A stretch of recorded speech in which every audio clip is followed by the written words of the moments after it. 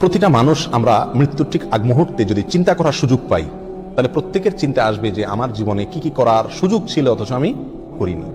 অতএব জীবনের প্রতিটি মুহূর্তকে, প্রতিটি সেকেন্ডকে মূল্যায়ন করা উচিত একজন মুমিনের জন্য। একটা মিনিট সময় এর ভিতরে যদি আমি আমল করতে চাই, তো বহু আমল এক মিনিটের ভিতরে করা যায়। প্রতিদিনে 1440 মিনিট আমরা ব্যয় করে থাকি। এই 1440 মিনিট থেকে প্রতিদিন যদি 1 মিনিট আমি আমল করি, আর এটা নিয়মিত করি আমার মৃত্যু পর্যন্ত, ইনশাআল্লাহ দেখা যাবে আমার আমল নামায় আমলের বিশাল পাহাড় জমা হয়ে গেছে। কিভাবে সেটা, কিসে আমল আমরা 1 মিনিটের ভিতরে এত আমল করতে পারি?